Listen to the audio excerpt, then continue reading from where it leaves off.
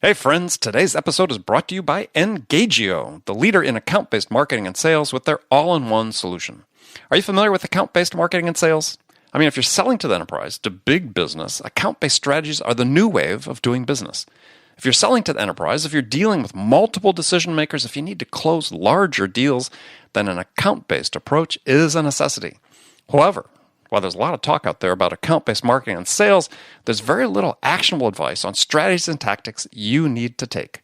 So our friends at Engagio asked dozens of independent sales and marketing experts, leaders in their fields, to contribute their recommendations about what you need to know to get started with it. And Engagio has compiled the collective wisdom of these experts into a most comprehensive guide that reveals everything you need to know about using account-based strategies to win bigger deals. It's called The Clear and Complete Guide to Account-Based Sales Development. It's free, and you need it. So head over to engagio.com/accelerate and grab your copy today. That's engagio.com/accelerate. Okay, let's do the show.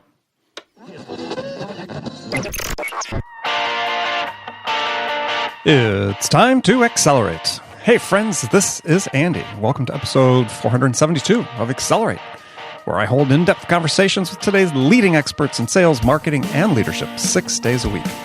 Now, there are thousands of you that listen to Accelerate every day. I love your loyalty and appreciate your support. And I'd love you even more if you took a second to subscribe to Accelerate. You can do that right on your phone with the app that you're listening to this podcast on. Or you actually, if you want to go to iTunes, leave a quick review for Accelerate. That would be great. You could also do that right from your podcast app. So thanks for taking the time to do that. All right, joining me on the show today is Perry Marshall.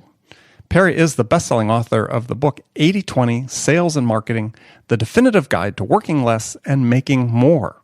Now, you definitely should add this book to your reading list. If you haven't, it'll challenge you to look at your selling in a different perspective because, as Perry claims, quote, almost every frustration you have in sales has something to do with ignoring 80/20. So as you might expect, we're going to talk about that and much more. Perry Marshall, welcome to Accelerate. Thank you for having me on your show. It's an honor, and I'm glad to be talking about 80/20 today. I think it's one of the most important things we could possibly cover. Oh, I agree. Okay, so you say, this is a quote, almost every frustration you have in sales has something to do with ignoring the 80/20 rule. So tell us what you mean by that.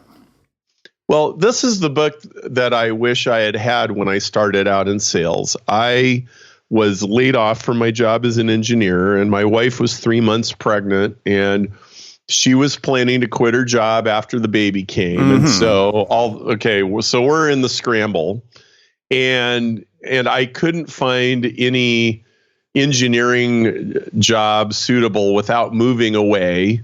Didn't want to do that, right? So, kind of faced with the ugly choices. So, well, I think I'll go into sales. When all else fails, let's go into sales. Yeah, and it was 2 years of bologna sandwiches and ramen soup, and I eventually got fired from my first job, and I made every my sales job. I was selling industrial automation, hardware, software, cabling, networks, different things like that. That was quite a bit different from being a design engineer. And I'm pounding the phone every day, and I'm trying to get appointments, and I'm salary plus commission, and there's hardly ever any commission. And I'm dealing with all these distributors and manufacturers and trying to get through gatekeepers. And it was really quite a bit harder than I thought it was going to be. I don't know what I thought, but I definitely had some rose-colored glasses. Well, everybody thinks they can succeed in sales. I guess they do, right? And so it was pretty hard. And in fact, I did eventually get fired from that job. I was trying so hard, but I was just, they liked me. It took 2 years. Like, you're really trying and they really like you when it takes 2 years and they're still like, no, dude, I'm sorry. We have to put you out of your misery. We're putting you down. I go home and it's the week before Thanksgiving, and I walk in the door at like 9 o'clock in the morning, and my wife looks up and she instantly knows, oh, okay. So I guess that was the end of that deal, huh? So in the meantime, you have a child. And yes, and I have a child, and she's been staying at home, which means our credit card balances have been spiraling upward, and we've been robbing Peter to pay Paul, and all of this kind of stuff.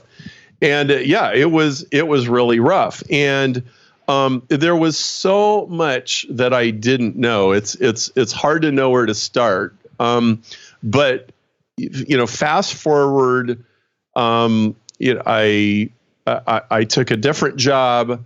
That one started to work. It had a lot to do with online marketing, which I was extremely studious about. And this is like 97, 98, 99. It was all started, very brand new.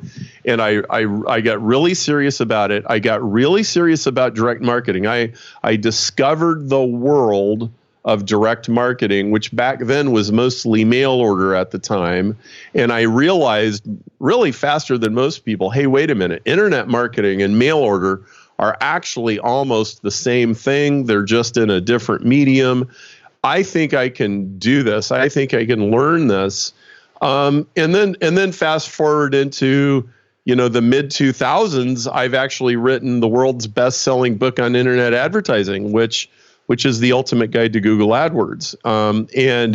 And so all of this stuff changed. The reason I wrote the 80/20 book was after, by all these different gurus and experiences and everything else, I discovered the real depth of the 80/20 principle, and I started to realize that 80/20 was the simplest way to explain just about everything that ever worked, because 80/20 is the central formula of cause and effect in all of the world. In fact, the fact that most people only sort of know what it is, and they probably didn't learn it in school, and most people it's never even been explained properly. It just shows you what a huge secret and key that it is. So okay, so let's start with that then. So what, explain the basic Pareto principle, the 80/20 that everybody thinks they know. Okay, so the part that everybody thinks they know, which is true, is what Vilfredo Pareto figured out 100 years ago, which was it didn't matter if he was in Germany or Italy or France or Russia or anywhere. There was this funny pattern, which was 20% of the people always seemed to have 80% of the money, and the other 80% of the people always seemed to have 20% of the money. And it didn't matter a great deal which economic system they were using or what theory they were working under or anything. This was always true. Well, so most people have at least heard about this. And if you're in sales and marketing, surely you've heard that 20% of your customers give you 80% of your sales. But most people stop there. Or 20% of your salespeople give you 80% of your sales. Yes, that's right. That's right. It's true of salespeople. It's true of sales. But there's two things that most people completely miss. The first thing is that there's an 80/20 inside every 80/20. And another one and another one and another one. The 80/20 is fractal, if you know that word. Right. And so if I take, or like Russian nesting dolls, if you will. Yes, exactly. So if I take a big giant sales force of a big giant company, if they have 1,000 people, the top 200 salespeople have 80% of the sales, which means that person for person, the top 20% are 16 times better at selling than the other 80%. But the interesting part is, if I just take the top 20% of those, which would be the top 40 sell 80% of the 80%.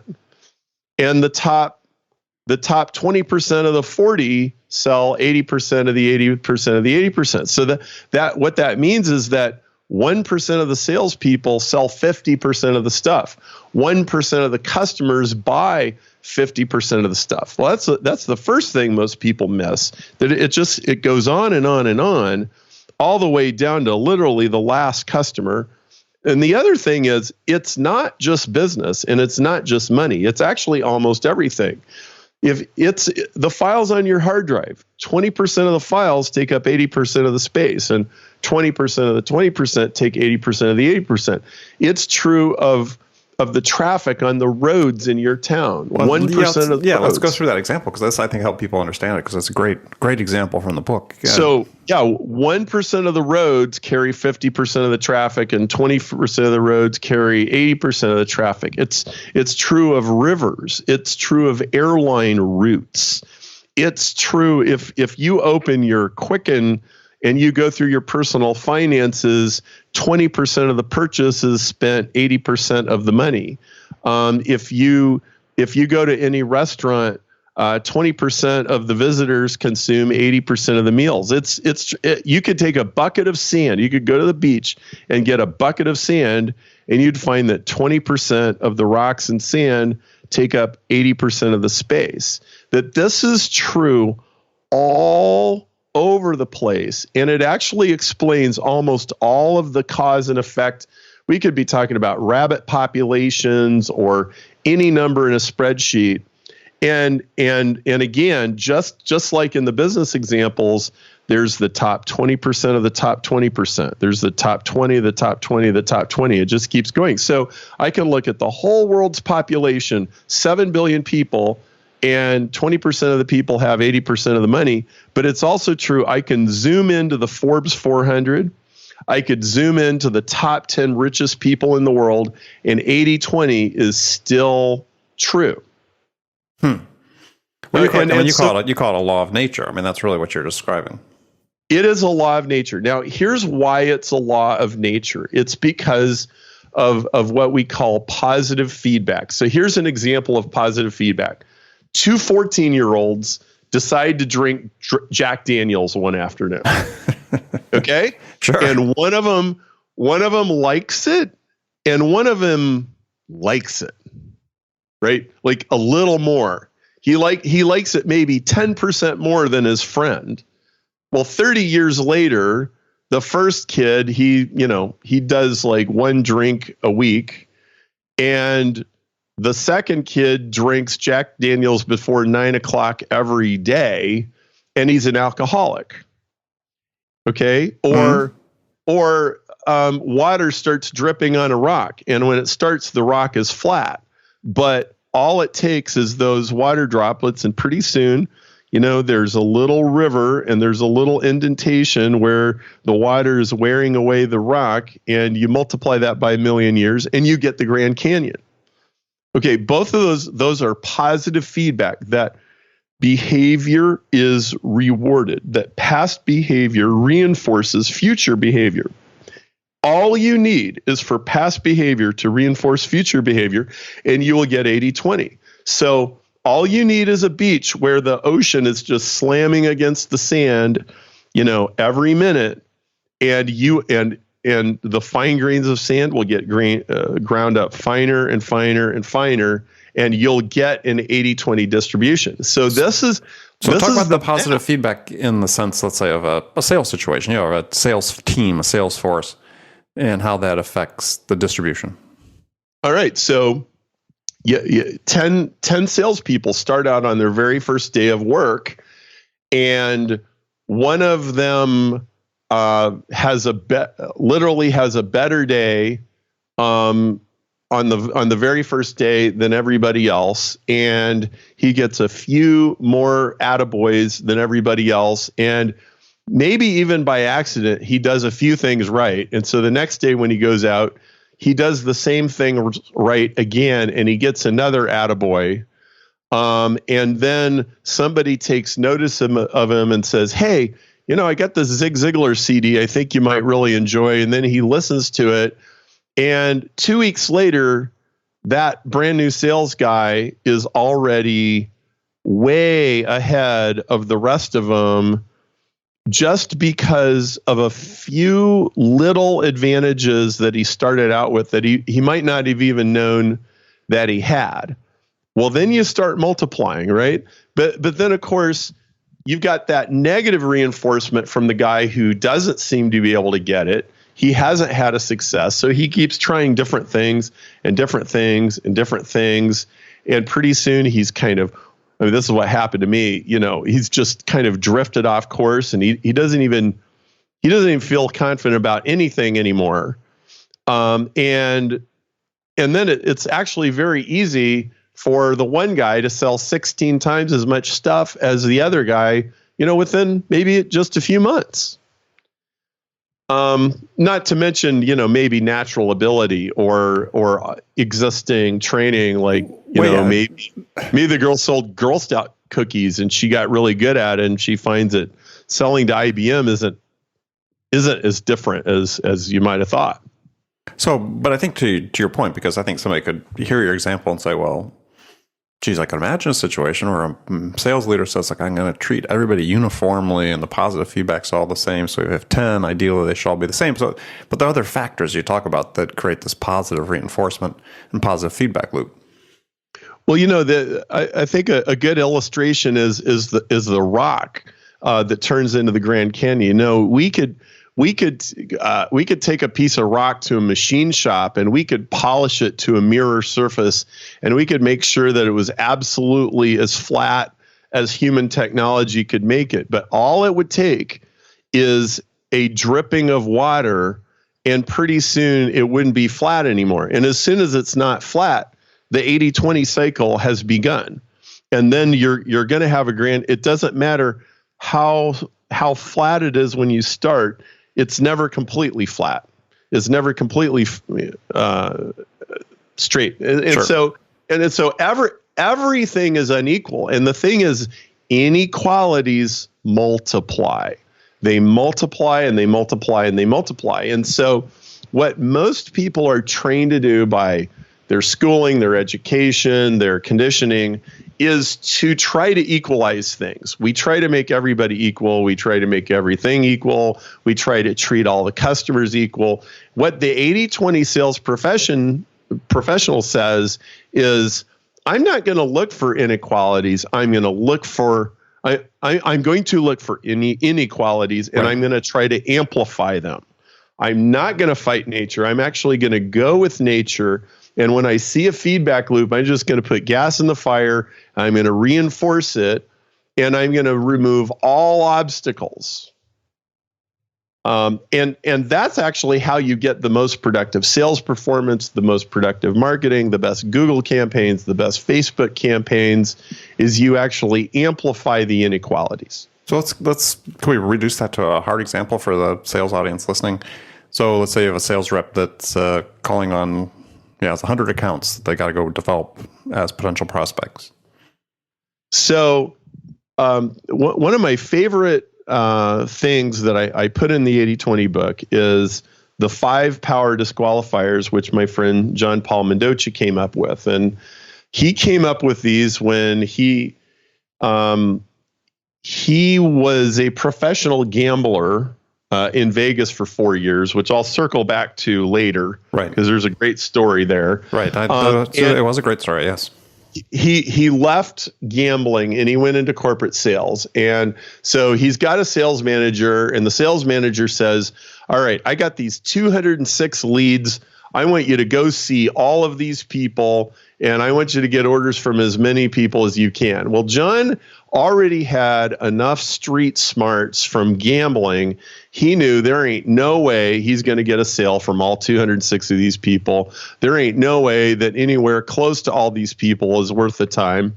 And he said, well, I'm going to call them on the phone. I'm going to disqualify them, and I'm going to use the 5 power disqualifiers. And these are the 5 things that are always true anytime anybody ever sells anything. And here's what they are. Number 1, they have the money. They are only going to buy if they have the money. If they don't have the money, nothing's going to happen. Number 2, they have a bleeding neck. Now, what do I mean by bleeding neck? Well, bleeding neck means that, like, if you go to the emergency room with a broken arm, you think you're having a dire emergency until the lady hands you a clipboard and a piece of paper and a pen, says, here, sit down and fill this out. Right? Mm-hmm.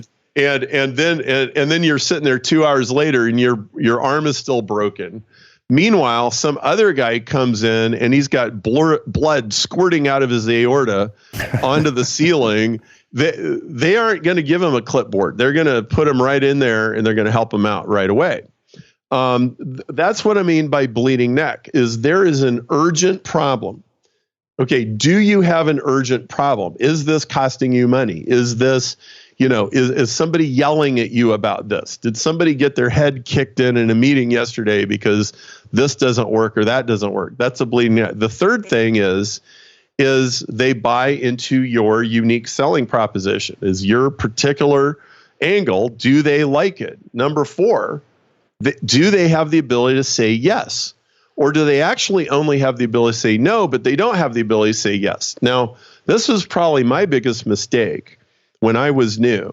I was trying to sell to people that could say no, but they could not sign a purchase order. And so I was just wasting my time with them. And I thought if I did kumbaya and played patty cake with them long enough, somehow that would change. And it doesn't. No. And eventually your credit card statement comes, and then you have to pay for it, right? And number 5 is it fits their overall plans. And so this completely reverses your very definition of what sales and marketing is. People think sales and marketing is a convincing people process. No, it's a disqualification process. It starts with, well, who do I not sell to? Who do I not pitch? Who do I not go see? Who do I not go call? In fact, this brings me to the other great story that I wanted to tell you. So John was 17 when he dropped out of high school, and he hitchhiked to Las Vegas. And he said, I'm going to become a professional gambler. And so, he shows up, and he finds out that Vegas is a little more difficult than he thought. Boy, all those gambling books, they didn't really tell me everything, And so he's kind of struggling, and he meets this guy named Rob, and Rob ran a professional gambling ring. And they got to talking, and he goes, would you teach me how to do what you do? And he goes, for a percentage of your winnings? Yeah, we could do that. So they shake on it. And as soon as they shook on it, jump in the Jeep, John, we're going for a ride. Okay. So they're riding down the highway in this Jeep, and John says, okay, Rob, how do I win more poker games? And Rob goes, you have to play people who are going to lose. And those people are called marks. And John says, where do I find the marks? And he goes, here, I'll show you. And he pulls into a parking lot of a strip club, and they get out, they go to the strip club, and there's women, and there's rock and roll, and there's people drinking, and there's bikers, and there's all this noise and everything in there. And shall we say distractions. And Rob sits John down at a table, and he pulls out a sawed-off shotgun out of his jacket, and he holds it under the table, and he opens the chamber, and then he slams it shut so it goes. And, there's some people that look around like, what was that? Yeah, obviously a shotgun noise, right? A shotgun noise, yes. And the owner comes over, and he goes, everything okay over here? And everything's fine. Just teaching the lad a lesson. Don't worry about us. We're not going to cause any trouble. He says to John, did you see those guys who turned around when they heard that noise? And he goes, yeah. And he says, don't play poker with them. They're not marks. Play poker with everybody else.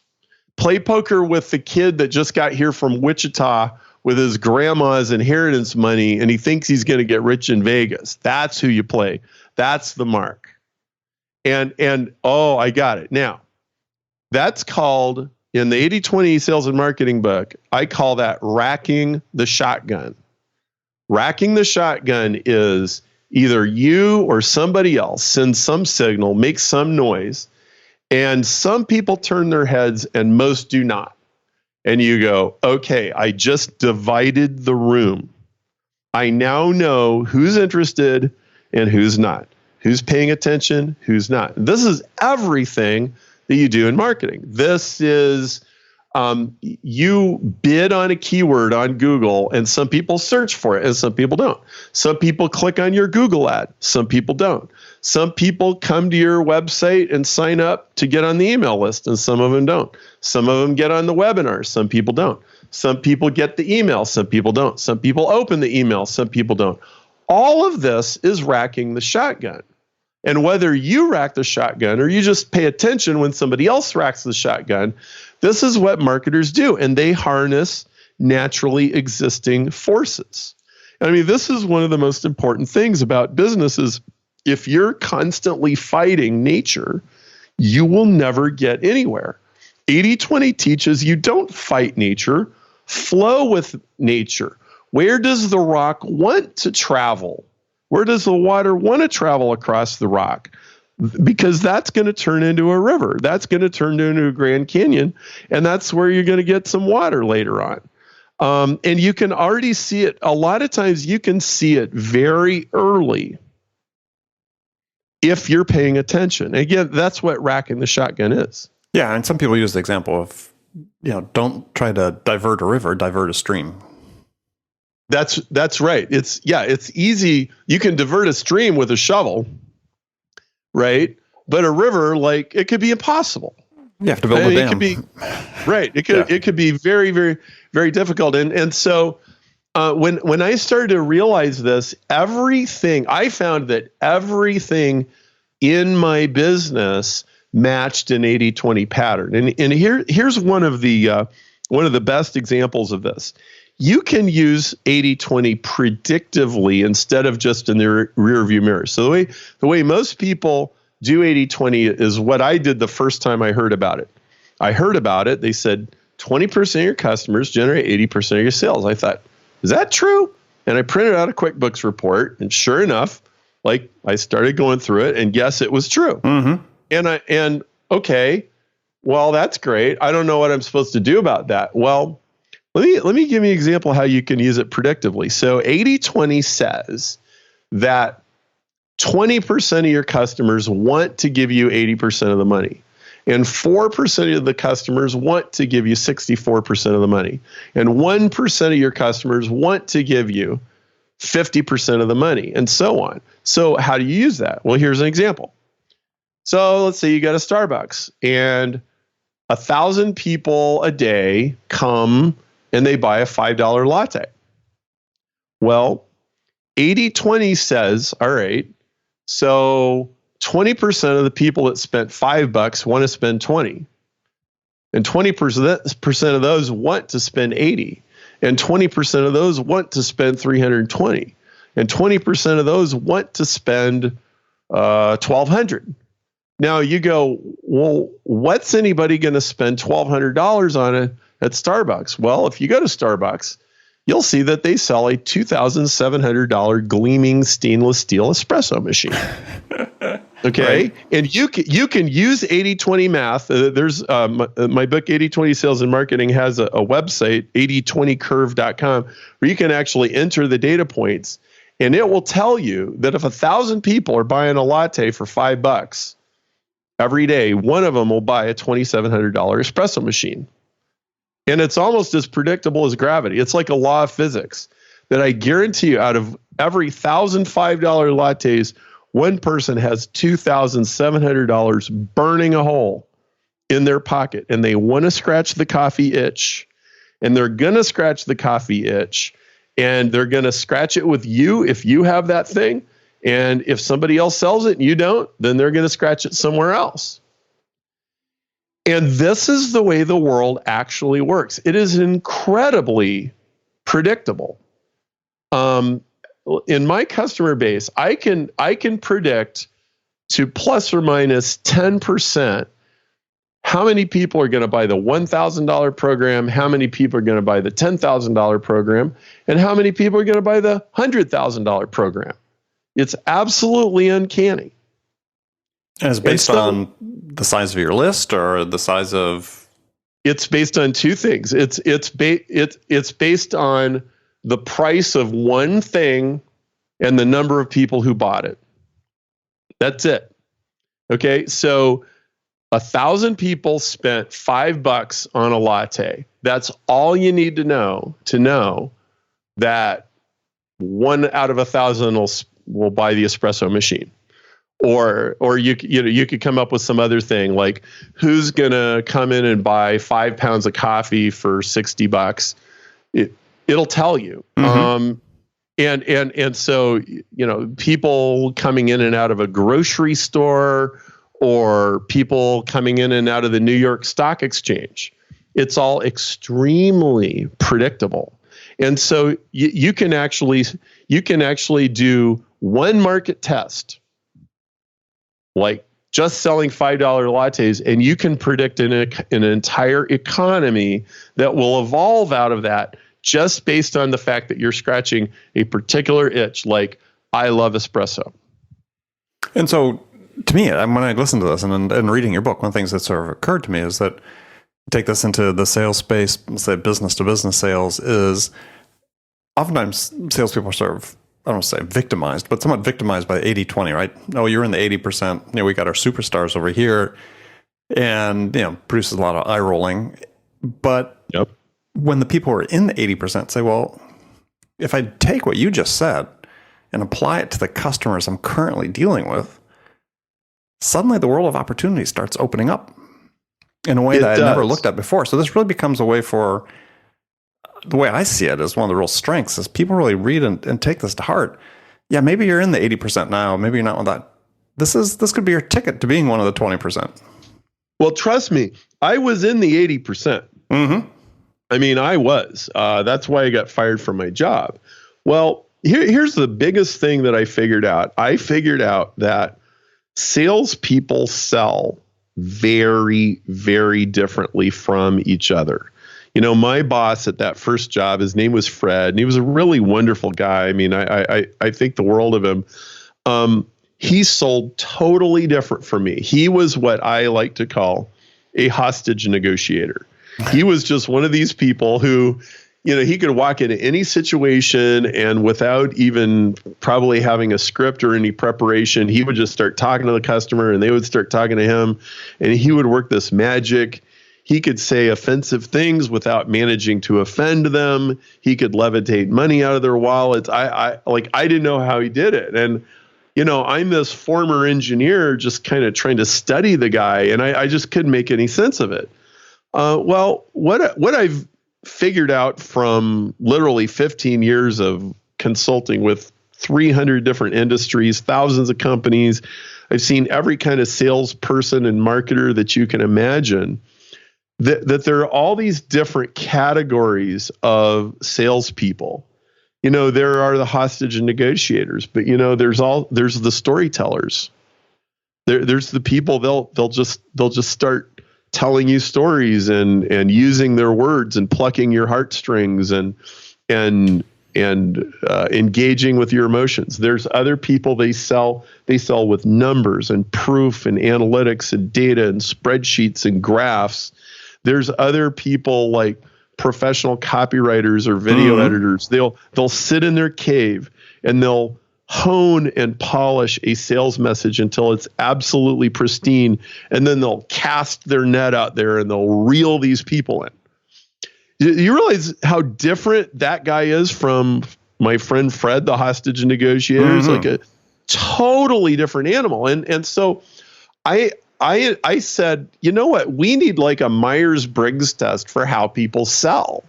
And it didn't exist, so I invented it, and it's called the Marketing DNA Test. And on our website, we sell it for $35. Inside 80-20 Sales and Marketing, we have a backdoor link that'll get you for free. But it basically says, you're a hostage negotiator, or you're a copywriter, or you're a video editor, and it breaks all these things down. It's extremely accurate. And what I found was I had to put myself in an optimal selling situation for how I sold. The reason my second job worked well and my first job didn't was the first job was designed for a cold calling hostage negotiator, and like take you to the Bulls game, slap you on the back, and buy you a drink kind of sales guy. And I am not like that at all. I'm kind of analytical. I'm consultative.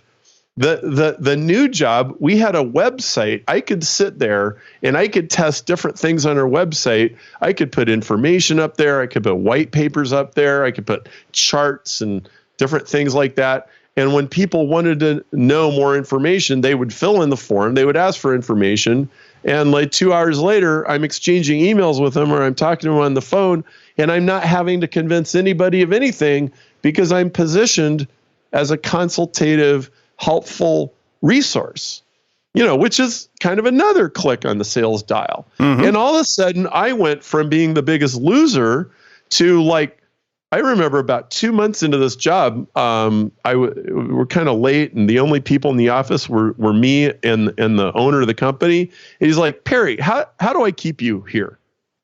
I'm like, what? I got fired last time. He's like, no, you're good at this.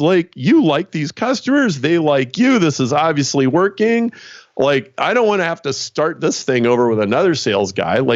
How do we keep you around? And we ended up having this whole conversation over the next several months about, I ended up getting stock options and golden handcuffs. And 3 years later, the company got sold for $18 million and I got a piece, and it was great.